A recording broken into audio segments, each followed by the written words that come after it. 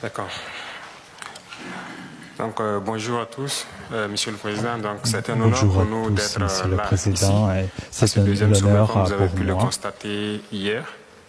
Et je tiens à donc vous signifier l'amitié, donc surtout à cette étape actuelle qui est très ardente entre les peuples burkinabés et les peuples russes.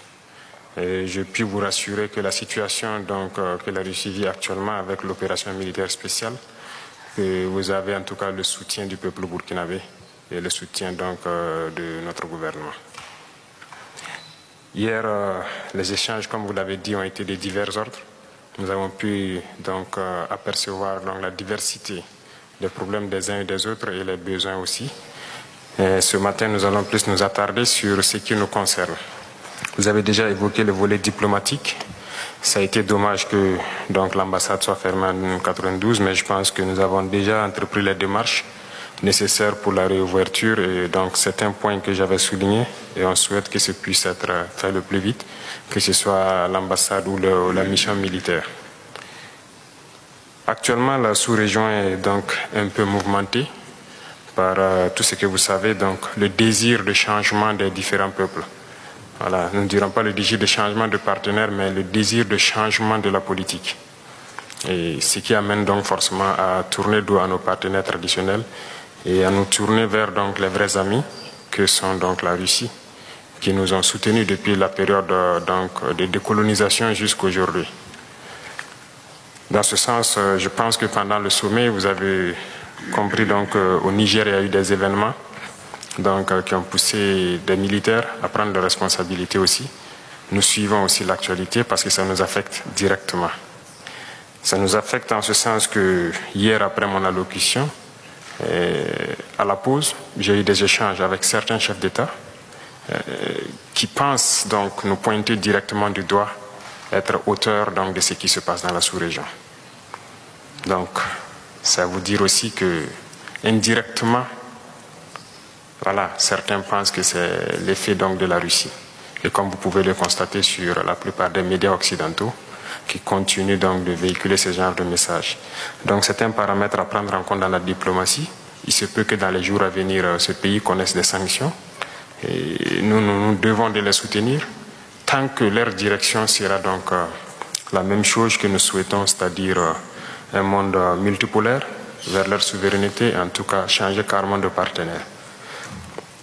Parce qu'actuellement, nous menons la même lutte contre le terrorisme avec ces États. Et du fait que nos partenaires sont différents, on est bien voisins, mais on n'arrive pas à collaborer. Et on espère qu'avec la nouvelle donne, on pourra se soutenir. Beaucoup d'échanges ont eu lieu donc, entre ma délégation et les sectoriels donc, de la Fédération de Russie. À ces échanges, comme vous l'avez signifié, les échanges commerciaux sont assez faibles entre nous et on espère donc les voir remonter rapidement.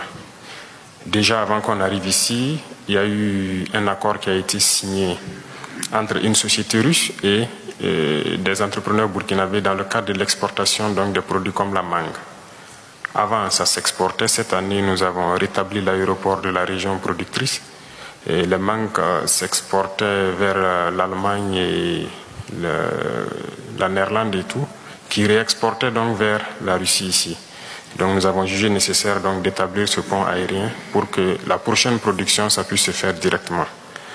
Dans ce sens, nous pouvons aussi donc à travers le commerce signifier que nous avons une diversité quand même de produits qui pourraient intéresser la Russie. Et dans les échanges donc entre les ministres et les différents hommes d'affaires, nous avons compris tels que la mangue, l'anacarde et beaucoup d'autres produits agricoles qui pourraient intéresser. Il y a aussi l'installation d'usines de transformation de certains produits sur place là-bas et je sais que beaucoup d'opérateurs russes donc, seront intéressés par cela, ce qui va contribuer à intensifier donc, nos échanges commerciaux. Parlant donc d'échanges commerciaux et d'installation d'usines, nous avons un besoin crucial d'énergie. À ce titre, donc, c'est un point important pour moi parce que nous avons besoin, en tout cas, si possible, d'implanter une centrale nucléaire au Burkina pour produire l'électricité. Notre position est assez stratégique parce que nous sommes au cœur de l'Afrique de l'Ouest et cette position fait que du fait du déficit d'énergie dans toute la sous-région, s'il y a un privé russe qui peut s'implanter au Burkina, il pourra vendre bien l'énergie donc à toute la sous-région. Et donc c'est un point très important pour nous et on souhaite que vous puissiez voir comment cela puisse se réaliser, en tout cas dans de brefs délais.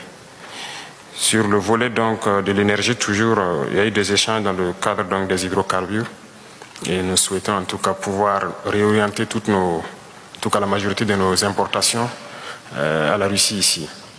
Et il y a des entreprises avec qui on a pris contact, d'autres aussi ont souhaité donc avoir l'appui, en tout cas votre appui, pour pouvoir mieux tisser.